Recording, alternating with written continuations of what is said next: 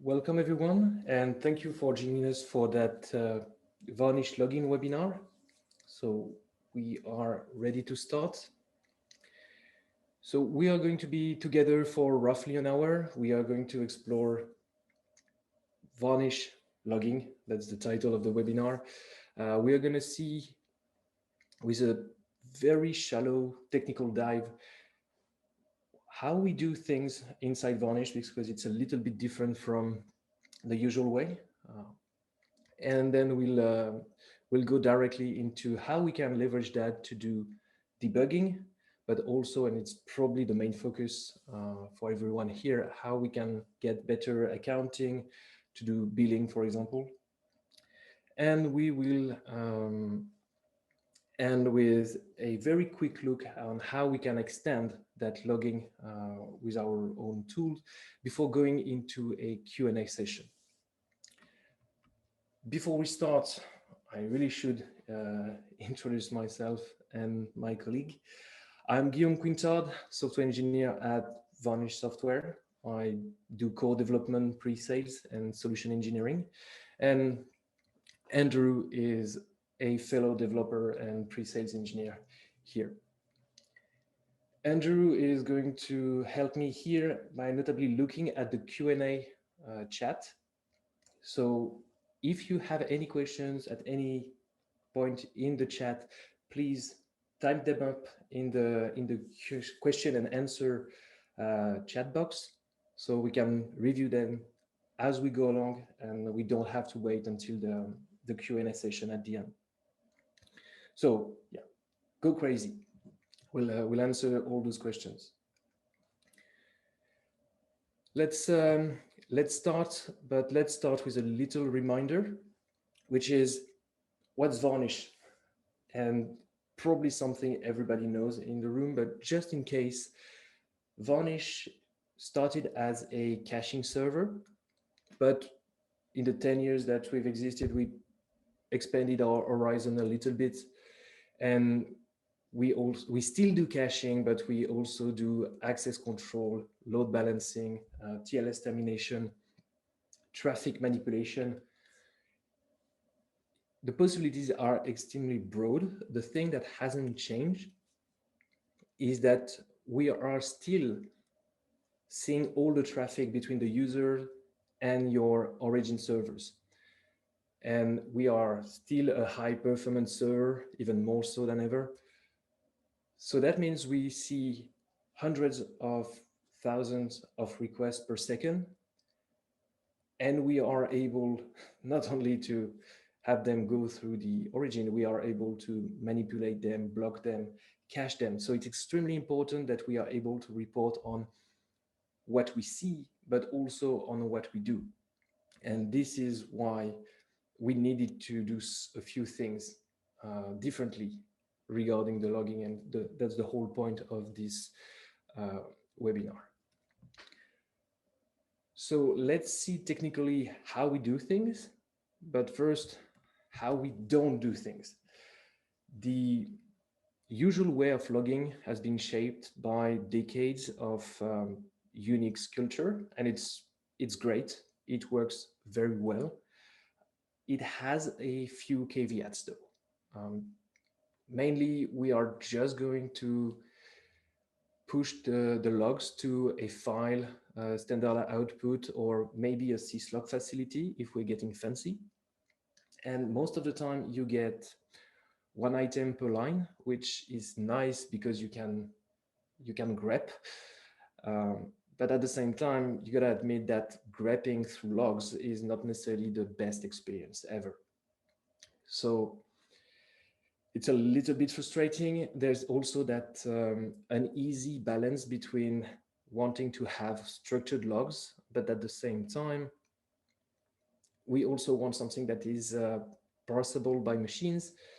So we have two antagonistic goals here.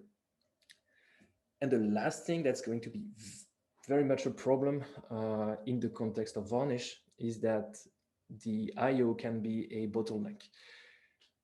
Logging to a text file on disk or sending to the network is not necessarily a problem if you don't have a lot of stuff to say.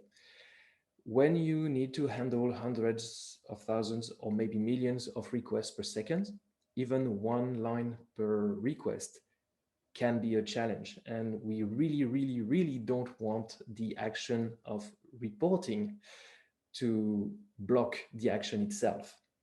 So we needed to do something different. And we solved that logging problem by basically taking the logging out of the equation. It seems a little bit weird, but basically what happens is that Varnish doesn't care about the information you want to extract. It's going to tell you everything. And instead of pushing that to a file or on the network, it's just going to put that in the Varnish shared memory component, which is, as the name implies, in memory. So it's RAM, and it's basically the fastest medium we have. So we are not going to be blocked by IOs here. And Varnish write everything it can there. It's a secular buffer. That means that when we reach the end of that memory area, we are just going to start at the beginning again and start erasing. And we just go in a loop, hence the name secular buffer. And that means if you don't do anything, then you don't have any logs. But at the same time, Varnish is never going to block on them. On the other side of the diagram, on the right, you can see that we have readers. So those are little programs that are going to connect to that Varnish shared memory space and read and transform, format the logs in a way that makes sense in a specific case. And you can see that, yeah, we have a lot of them with very creative name, all starting with Varnish. The big advantage here is that Varnish is only going to write and the readers are only going to read, and the readers are never going to block. And with them, then you can write to a file, write to the network. It's really up to you. And you can run as many as you want. You can kill them, start them. You can have multiple of the same time. It's a producer consumer model. And since our medium is memory, we have no blocking problems.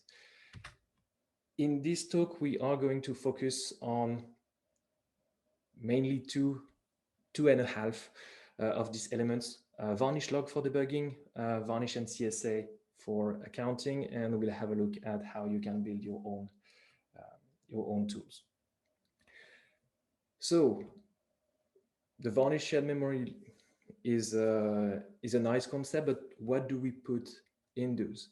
And the answer is super simple. We go with binary logs. And I know a lot of people don't like binary logs, but I hope by the end of that presentation, I will have convinced you that there are some nice advantages to them. Basically, a record is going to be a log line. That analogy is going to break very soon, but yeah, you can see it as a log line, as an item, as a bit of information. And with it, we have 2 bits of metadata. The first one is the tag, which is basically a category. And we have one for response headers, one for the request method, one for timestamp, and so on and so forth. So it basically allows you to see the content, but also identify it faster if you're a machine, which is pretty nifty. And we have a transaction ID, and this is where things are going to diverge from the usual logline thing. The ID, the transaction is going to be a client request, a backend request, a TCP session, and they may have multiple records. And this is where we depart. We can have dozens or hundreds of records inside a single transaction. And so Varnish is not telling you only, okay, I did this for this request and that's it. It's going to start a transaction, assign it an ID, and then tell you everything that happens during that transaction. So we are one level above everything else. And I'm bragging a little bit here, above everything that is currently done. Uh, and we have a lot more of information to share about our traffic. We are going to have a look at Varnish log. But before we do that, Andrew, do we have questions you want to share with us? We do not currently. Perfect. Thank you. So we're going to go with Varnish log. The reason for that is that it's the least abstracted tool in the suite. So that's going to allow us to peer into the Varnish memory, the Varnish shared memory pretty much as it is, with as few transformation as possible. And that's also a great tool to debug. So let's start with that. I'm going to show you my little setup that I have here. I have a Varnish server running in the bottom right corner. You can see that we do that old style logging with one line per item, but we only do that for the system stuff. So, and you can see it's very terse. Just above it, I have my little Python server. It's really dumb. It's really just a Python-m HTTP server serving a few files of animal pictures. And I have in another terminal, I have a loop that is requesting from it. On the top right, you can see my VCL. Let's go there. It's very simple. I just do a couple of manipulations to make that presentation a bit more exciting. Really, what we do here is 1 out of 10 requests is going to miss the cache. We are forcing that. Right after that, we are normalizing the URL. And if we have a cookie, we are going to pass. So we are not going to go through the cache because there's a cookie. So no need for that. And otherwise, we just look into the cache. When we receive a response from the backend, we are going to set a header named animal according to the file name of the request. We are going to log a little bit of a message. We set the TTL and then we go on with our lives. And in deliver, we are going to give some metadata to the user about the cacheability of the request, how many hits we got, and then we deliver it. Nothing fancy, and it's not about VCL, but it's just to give you an idea of a very simple configuration that we could have. And of course, the star of the show on the left is the logs, basically as it happens in the shared memory. So I'm going to go back to it and stop it just so you can see. This is exactly what I said it would be, which is good. I'm not a liar. We have one record here, for example, with the ID, the type of the type of record, which is a response header here, the side. So it's either client C or backend. So here it's a client thing. And we can see that it's about the server header and its value. And you can see that it's indeed my simple HTTP server from Python.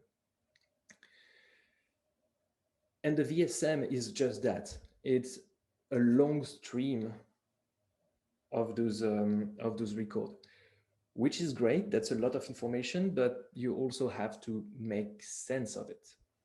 And it's actually fairly easy for Varnish log to do that, because of special markers or special records that are going to tell us when stuff starts, when it ends, and give us a little bit of information there.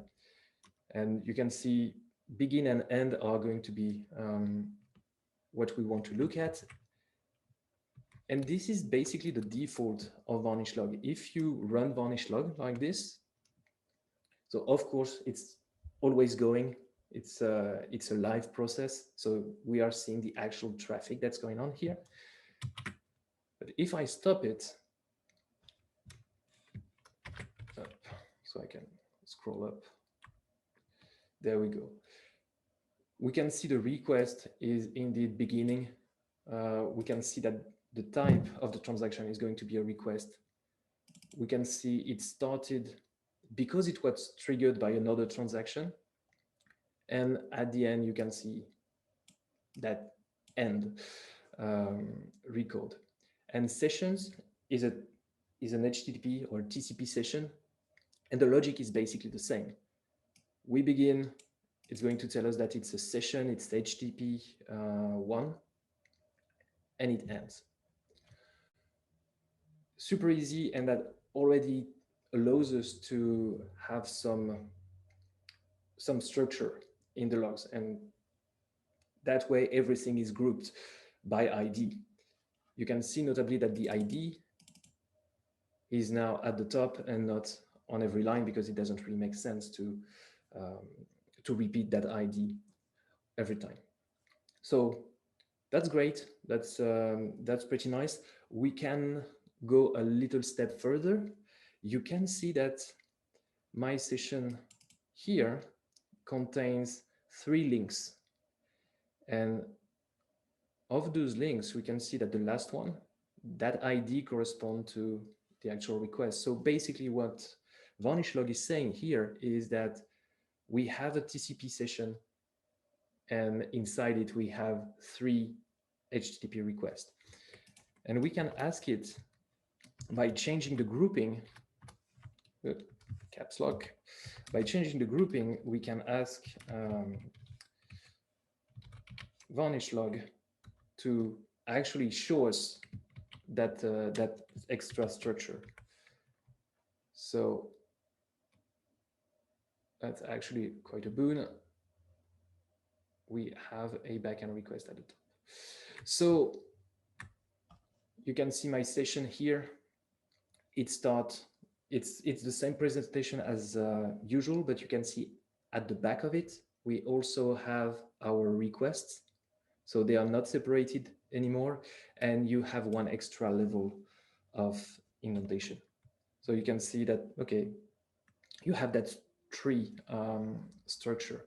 And the interesting thing is that if we scroll down a little bit, we also have the backend request.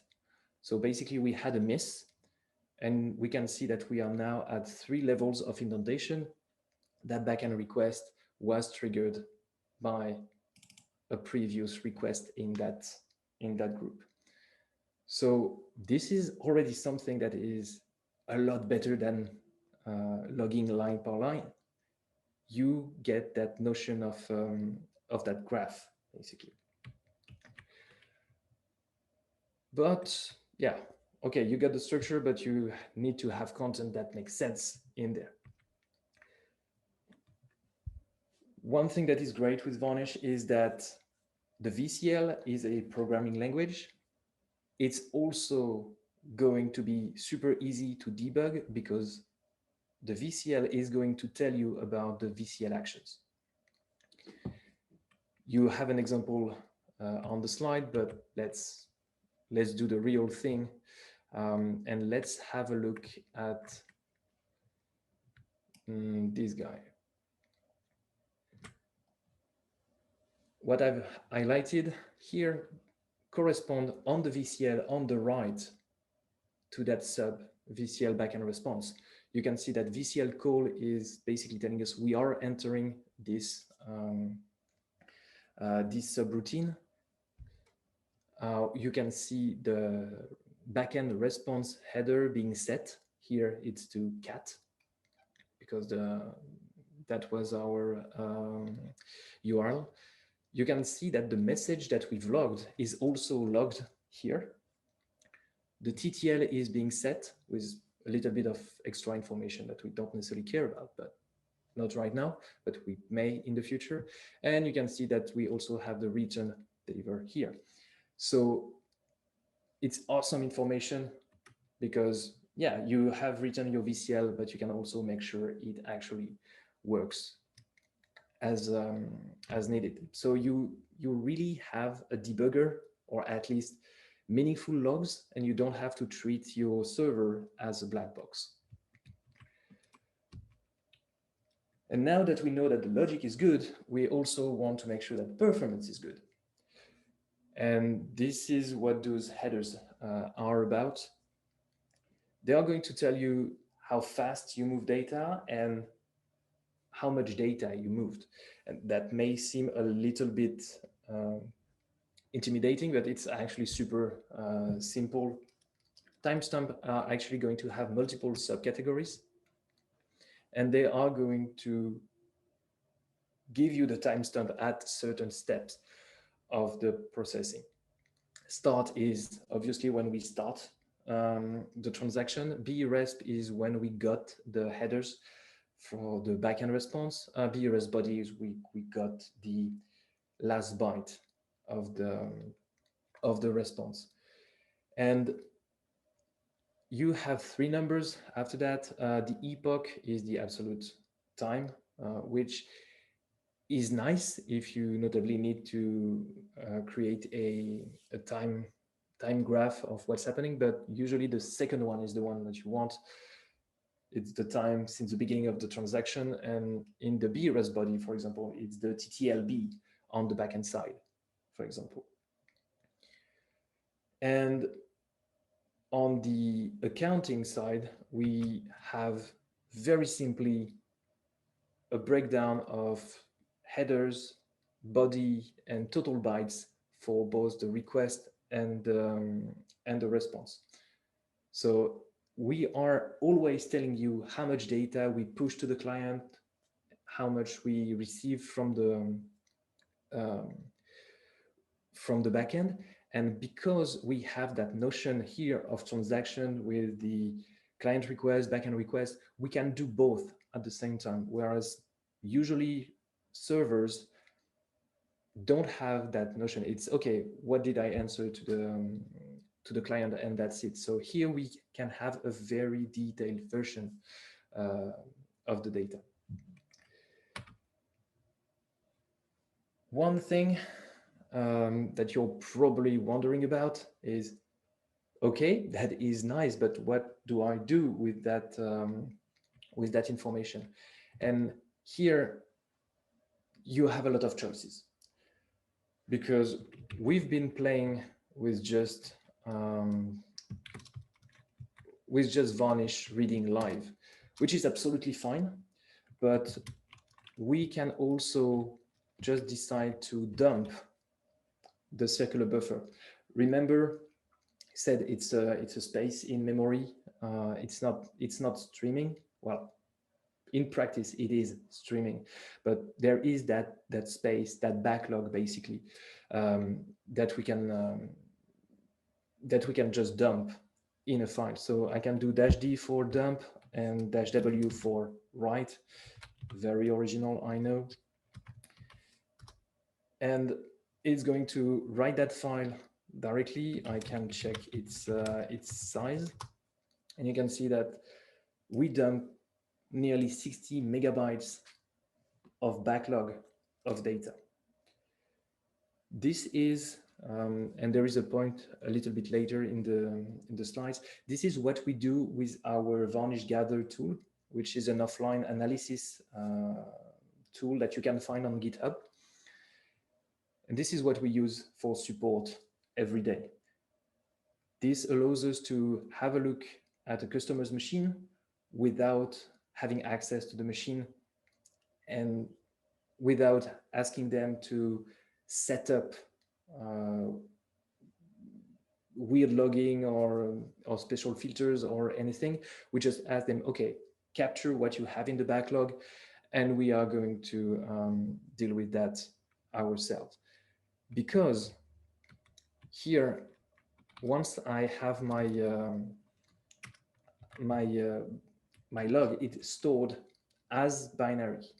So if I decide to read it and I say, okay, I just want to see it row, so no structure at all,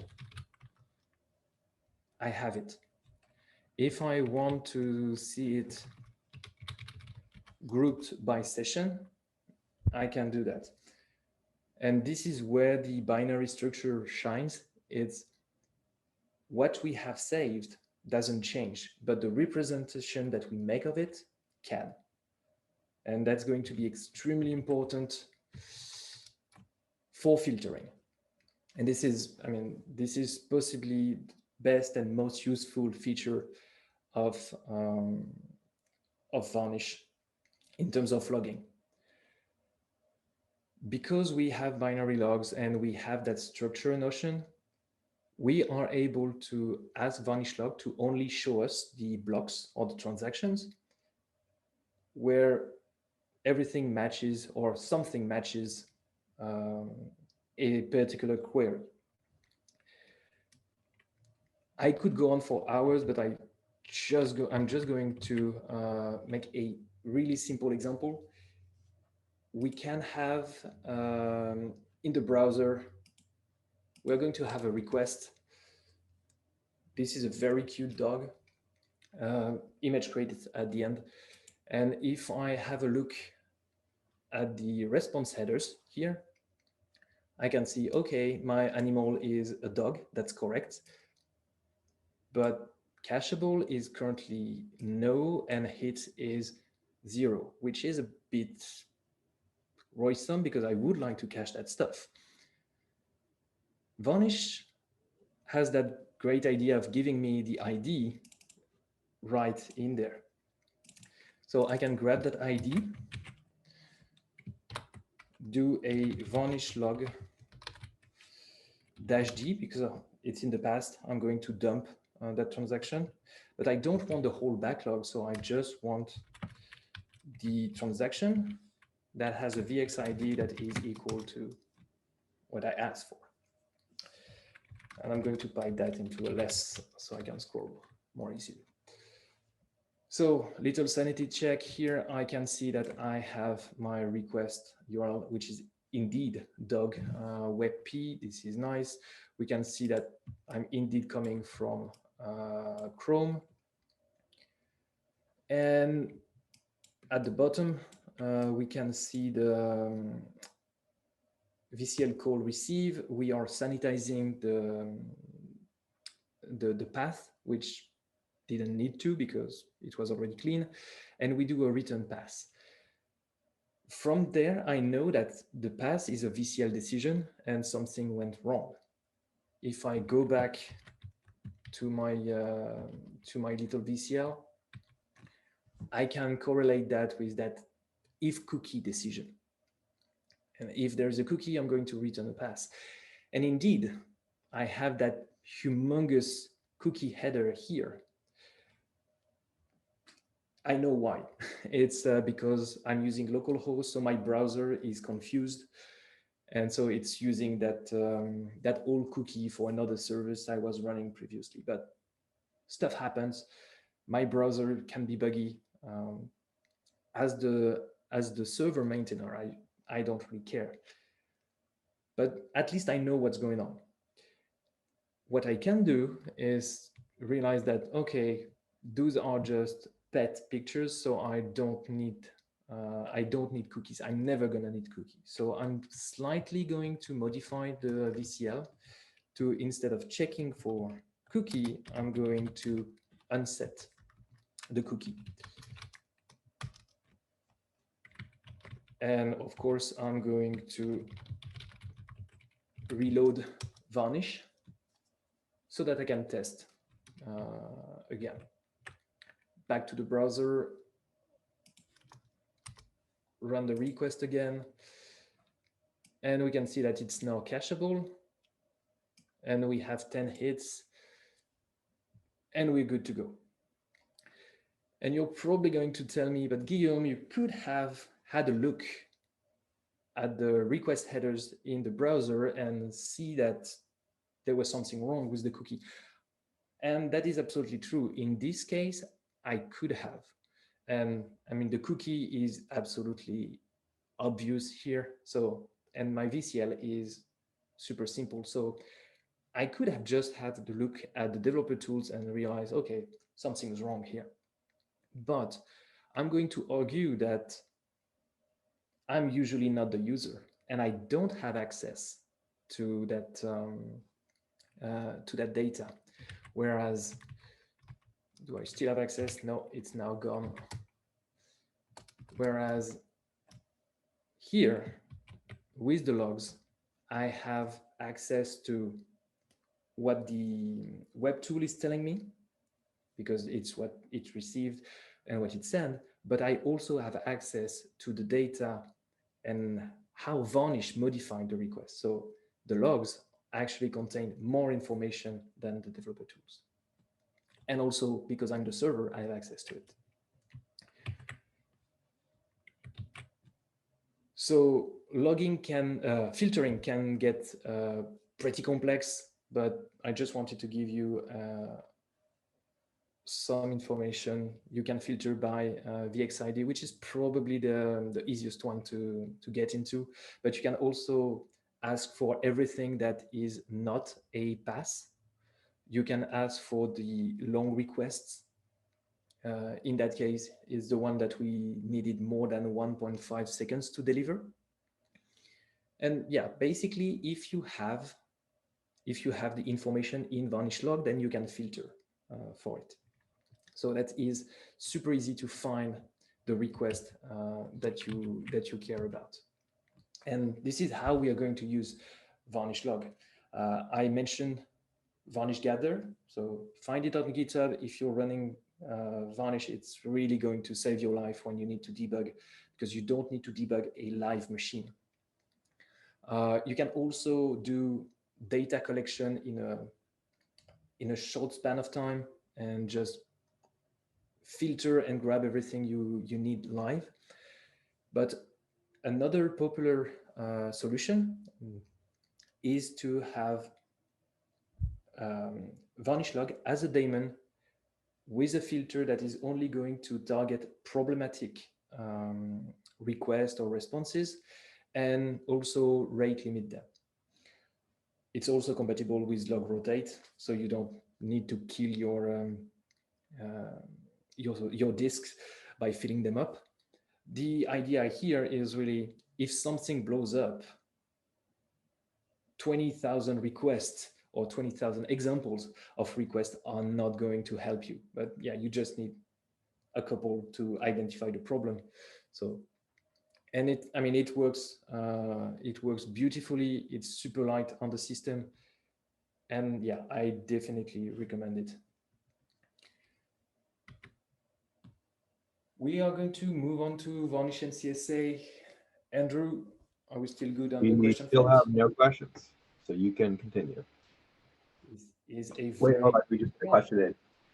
How much log is saved in the memory, or when is it dumped, so that I can know I'm logging access all them content? That is a very good question.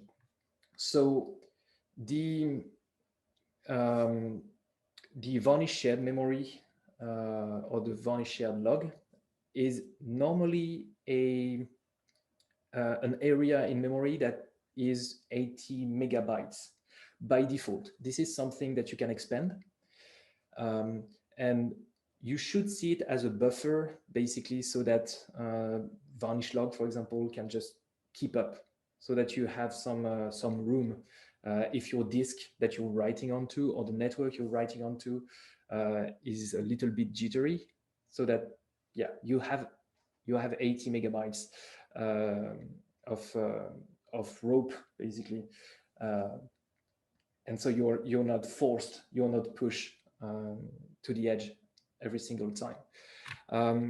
When you dump, you are only going to have like 3/4 of that, because there is a red zone basically, so that if Varnish log is in the red zone, it knows it's too slow, and it can provision for that.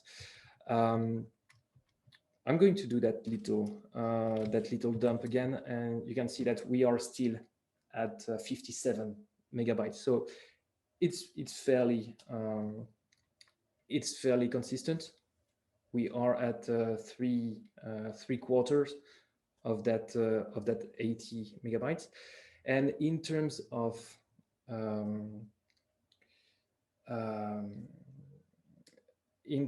how much backlog, it's not going to be a question of time, it's going to be a question of size, really. Here I have a pretty simple VCL, and I'm going to spoil you a little bit and go with Varnish and CSA. I'm going to ask Varnish and CSA same thing, to dump the buffer, and I'm just going to count the number of lines, and that gives me 44,000 lines, 44,000 client requests. So depending on how big your VSM is and your traffic rate, you can have somewhere between a minute to a few hours. It's really depending on how much traffic you're pushing to that log. 80 megabytes is the default, but yeah, more and more people are pushing that to 200 to give them a little bit more room there. Do we have other questions, Andrew? Yes, we do. So we have one from Lenoid. So basically, is there any way to integrate Varnish log with popular log collectors? Varnish NCSA is great for common stats, but like having to log into each machine and run a Varnish log can be problematic. Indeed. So this is a great question. I'm going to keep it for later, if that's okay. Sorry, Leonid, just want to keep you around. And we have one more. Do you have a rough idea of when logging to a disk would become a IO bottleneck? Like how many records per like second would cause you to bottleneck? That is a very good question, and I'm going to give the best engineering answer I can, which is it depends. The reason for that is, as you've seen, it's really going to depend on how much data you push to that VSM. One thing that is going to majorly impact that write rate is, are you logging every single request? If you are, you're probably going to have to push 200 lines per request. But you can also filter them. And let's see if I remember without checking the man page.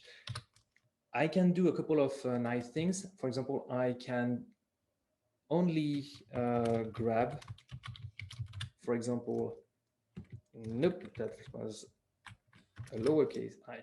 I can, for example, decide to only get the response headers in a request. So I'm heavily filtering the type of records I allow to log. So you can reduce the amount of data that you're grabbing here. So yeah, that's going to be my best answer. Sorry, it really depends on, do you want to grab everything, or are you interested in a subset of it? And that's actually going to be the whole topic of Varnish and CSA. Because we have two more questions again, by the way.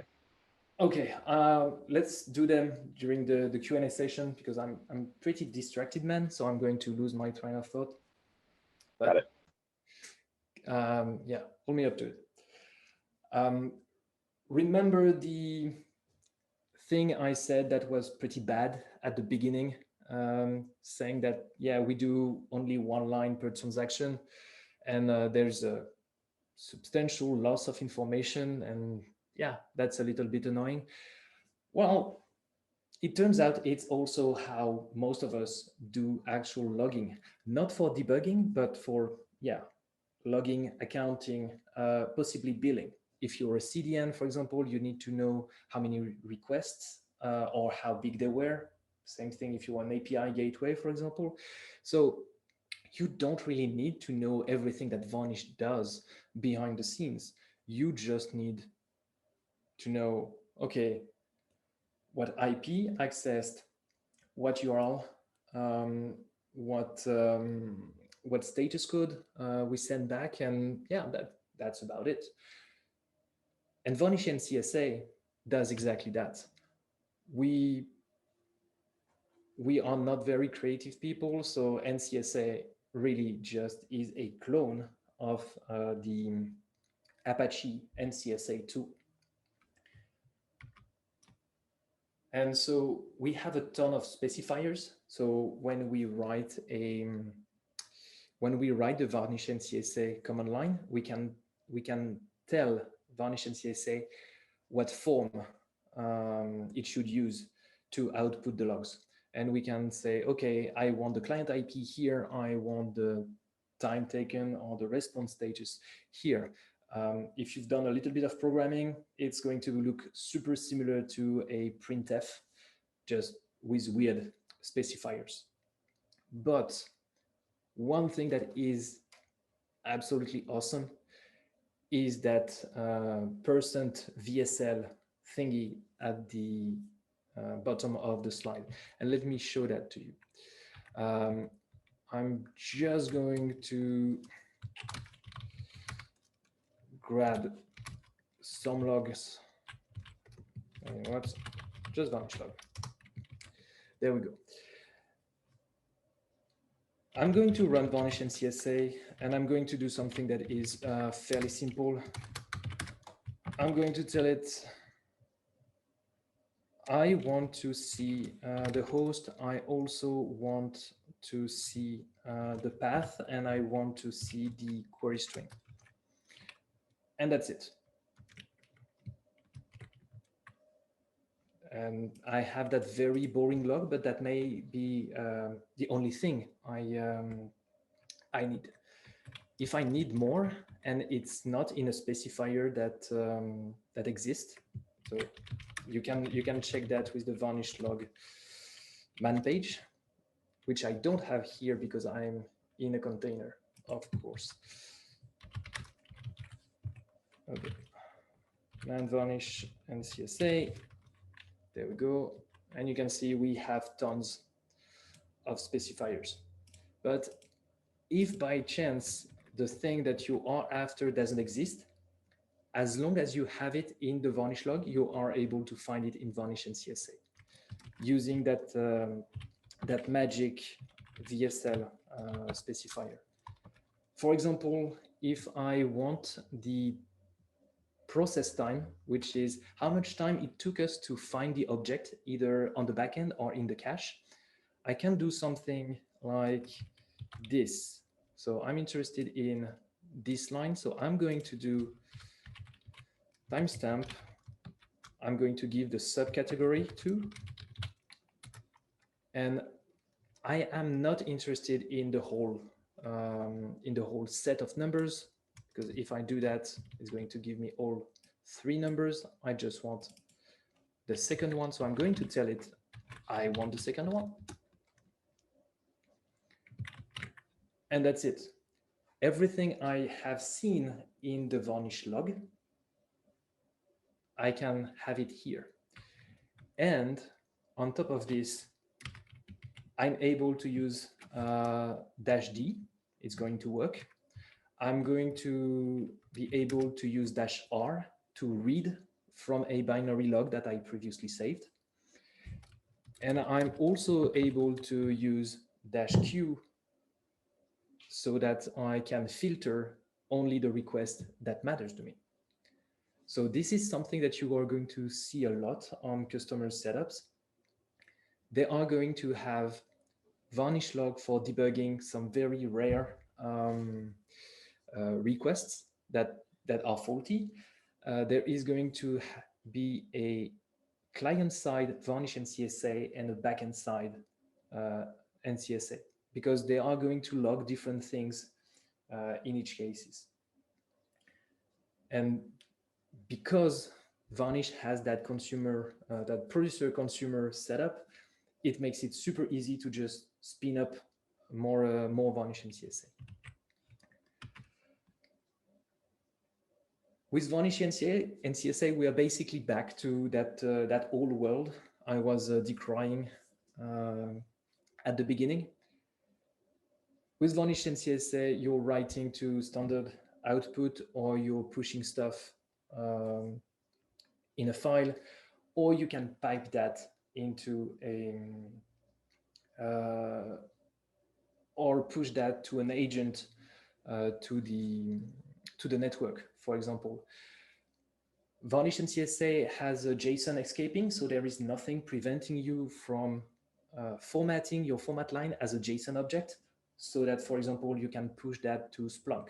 I mean, Splunk is an amazing tool, and it doesn't really care if it's actually JSON or not, because it can sniff out the important bits there, but it's going to make your life easier if you have something that is JSON.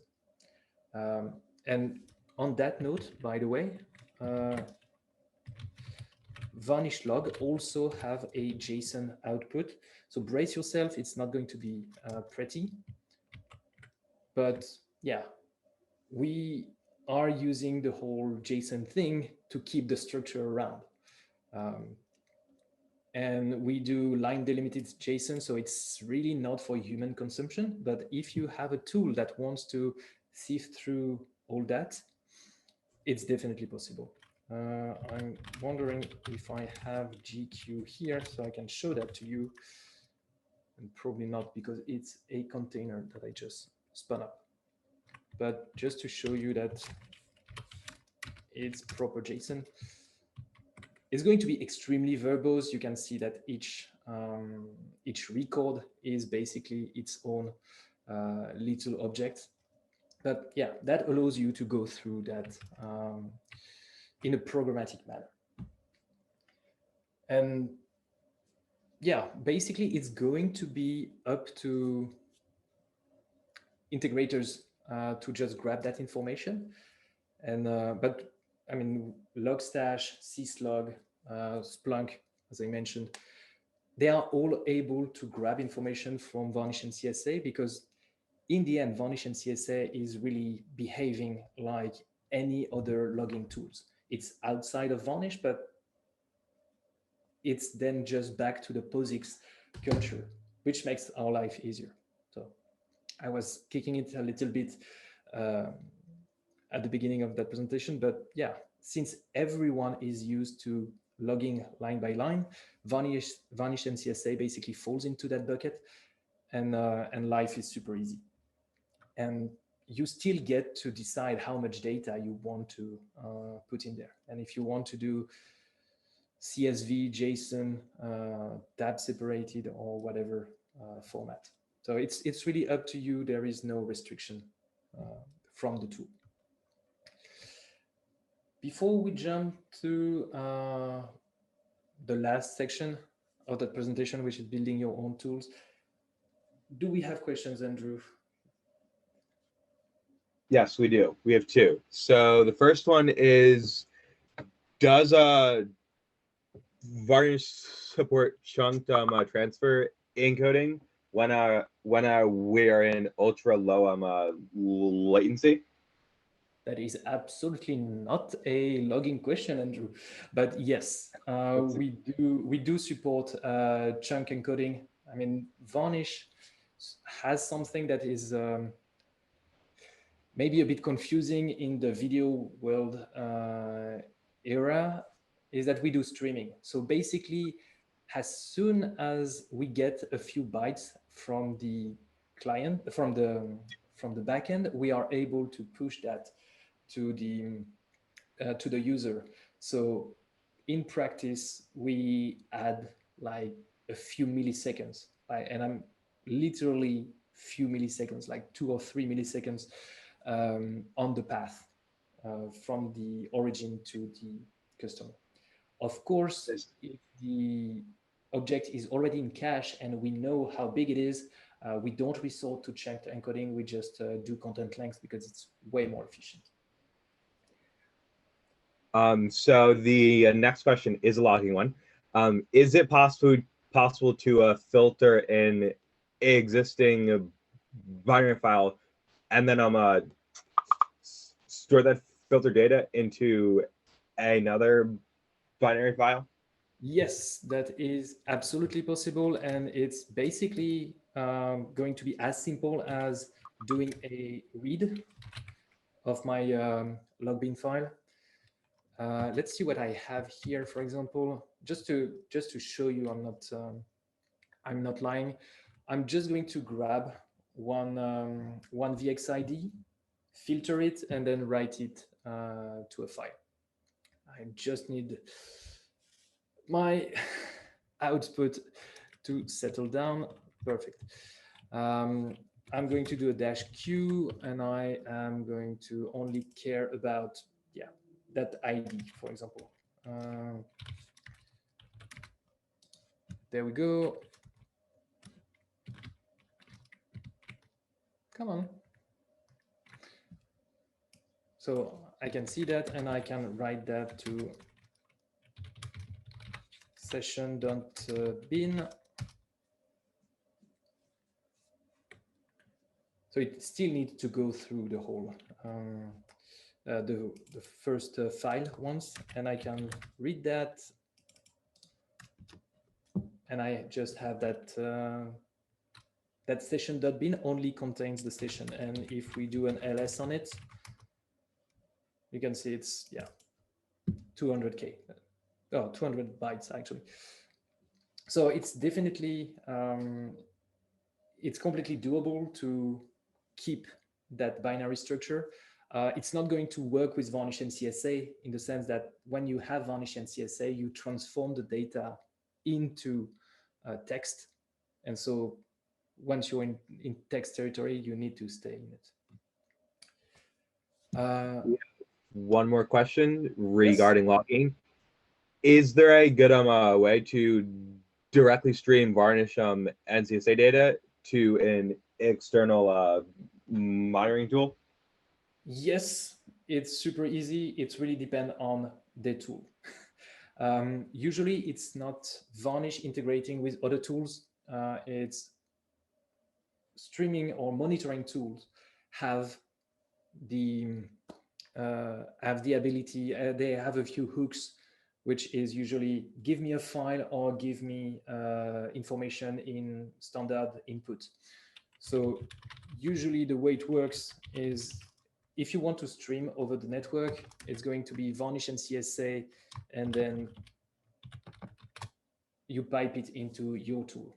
And that's all there is to it.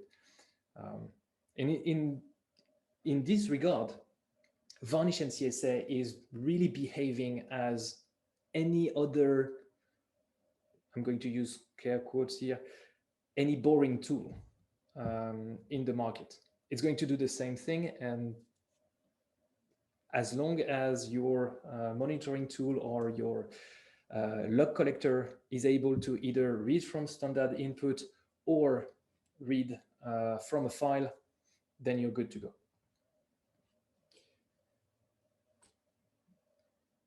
Any more questions? Perfect.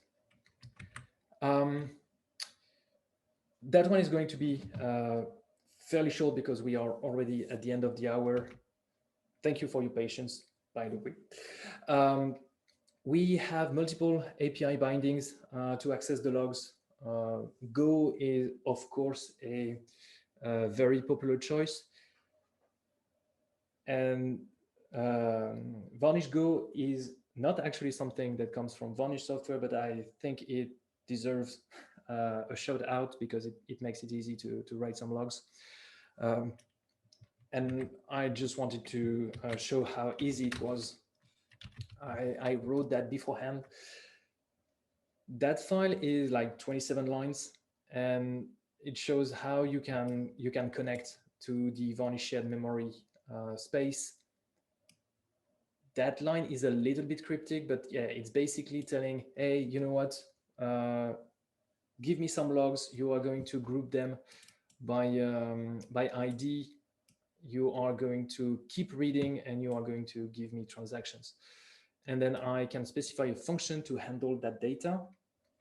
And the only thing I do is basically use some VT100 code um, to either show a rec URL in green or B rec URL in red, and the rest is ignored.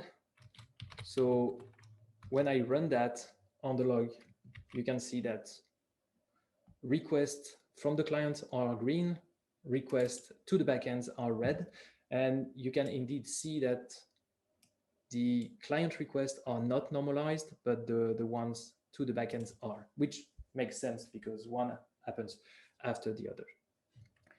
And as I mentioned, if you don't like Go or whatever programming language we have to offer, worst case scenario, the Varnish log is able to output JSON. So it's not about bindings, it's just about reading JSON and manipulating that one.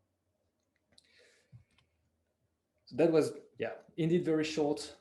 This is a big space, but I hope that gave you a good idea of what is going on. Um, any questions? Yeah, so we have a few more. So the first one is it possible to get the output of varnish log from multi servers, e.g. in a random Robin VJ setup? It's not always easy to understand the data flow. That is absolutely true. At the moment, we don't have a log coalescer, basically, which is very possibly something we should have a look at. Um, but yeah, also remember that a varnish log is coming from one machine, so you would need to be able to tag the original server, so that you know what comes from where. But that's very interesting question. I don't have a very satisfying answer on that one. Sorry. And then we have the one question from earlier regarding is there any way to oh no, I guess we actually might have answered them all. Never mind. Awesome. We are at the end of the presentation, so if you want to open your microphones and ask questions, please go. I mean, I like to have Andrew as my PA, but I also find it way nicer to interact with everyone. So if you have a questions and you want to ask it verbally, yeah, please jump in, raise your hand so we can unmute you and go ahead.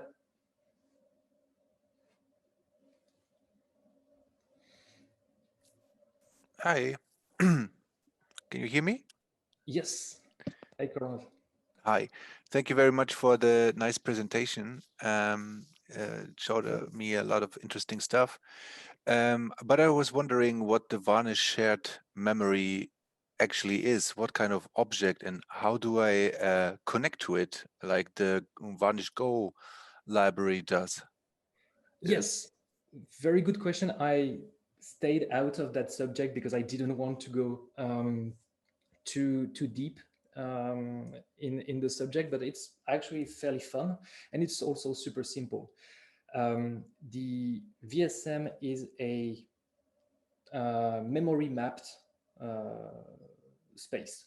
So basically, the idea is that Varnish only cares about blasting that data and it lets the kernel do the synchronization. But yeah, everything's basically going to happen in memory. The file aspect and the memory mapped aspect of it is so that we, as another process, we are able to find that space. So if you have access to the file, you have access to the memory that is mapped to it. I think, Okay. So I'm writing to a file basically. well, you are Go. writing to memory, and the kernel is going to falsely write to the file. Yeah. Okay. You use the file basically as a hub so that everybody is actually accessing the same malloced memory, if that makes sense. Okay. Cool. Thanks. And in terms of security, this is how you also can make sure that no one else can read the memory. You just secure the file, and then you're good to go. Okay. Thank you very much. My pleasure. So now that I'm out of the presentation, I can see the questions. I have a request for brief demo of Varnish Hist and recommend some good resource. That is a very good question. I stayed out of Varnish Hist because it's quite a beast in itself, and people. Varnish Hist is a tool that allows you to create histograms, and you can basically have the repartition in a log scale on pretty much anything that you can find in Varnish log. That means usually it's the size of or the speed. I think by default is the speed, and you can see how many what concentration basically of your request responded in 10 milliseconds or in 100 milliseconds. And that allows you to see if there is any outliers, basically. You can see here that that graph is actually quite representative of the traffic that I have. Remember that in my VCR receive, I'm missing the cache, like 1 out of 10 times. And you can see that basically here, what I have is a big spike that is fairly fast, because on the x-axis, I have the number of seconds. So we are at 10 to the power of minus 4 seconds. So that's 10 milliseconds. And we have roughly 10 times more of those fast responses than that little spike. And that little spike is most probably the missed request that need to go to the Python backend, which is fairly slow. So it makes sense that we are actually more to the right, meaning closer to the unit. Very brief. I mean, that should be a whole webinar in itself. The interesting thing is that you can instruct Varnish Hist to grab whatever numerical value that you can find in Varnish log. So if you want to do something about the processing time instead of the delivery time, you can do that. But if you want to do something about the volume of data that you moved, that's also something you can do.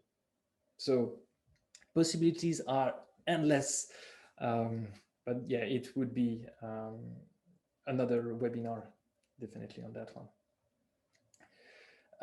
Question from Jimmy, and that's actually going to be a question for marketing if we have people in there. This webinar is being recorded and it should be available either on our website or on YouTube. If Ian wants to chime in, that would be awesome. Yeah, that's correct. It will be available shortly after the session ends. Good. I'm guessing we will send out emails with the links so that people can have a look at it. Christian is asking if we could use Varnish Hist to gather data about MSC usage. So MSC is Massive Storage Engine. It's our disk and RAM hybrid storage solution. Yes, as long as you have numerical value, you can feed that to Varnish hist basically, and you'll be able to find outliers. But it's going to give you a shape. It's then a matter of finding that that information back in the Varnish log to try and find, okay, who was the outlier.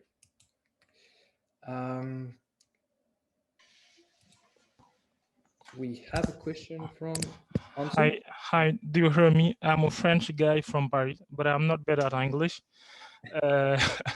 I have a question. Ok, c'est cool alors, merci. En fait, j'avais une question concernant le module Vago, le package Vago. Est-ce que c'est possible d'utiliser Vago et appeler des commandes telles que Varnish ADM pour faire un ban dans backend ou pas? Yeah, so good question about the Go module, Vago. Can we use it for Varnish ADM? And I think the answer for that is yes.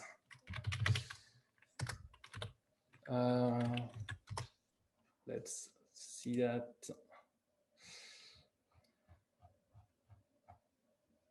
Well, apparently not. This is possibly something we can have a look at. I would need to have a look at the actual code, but it's really not that complex to code. So that looks like a weekend project for me. I'm gonna have a look.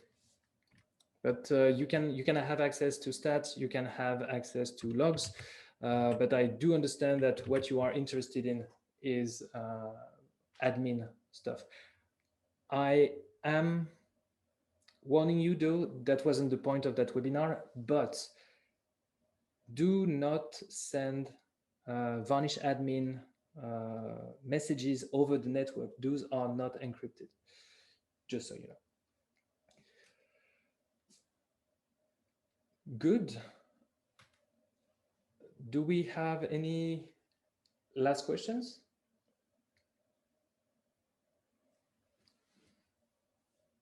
I'll take that.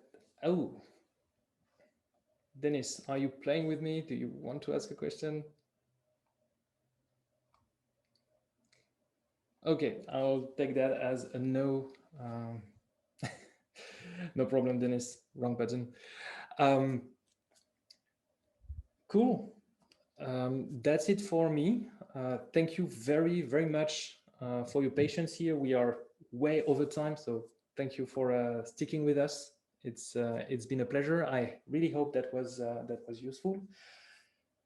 You should receive an email with the link for the recording. Thank you very much, Andrew, for backing me up for this webinar. And I don't know, do we have any closing words from Ian? Nothing from me. Thank you, Guillaume, for the presentation. Thank you, everyone, for joining us. If you have any further questions, just get in touch and we'll do our best to answer them. Thank you. Great. Thank you very much all.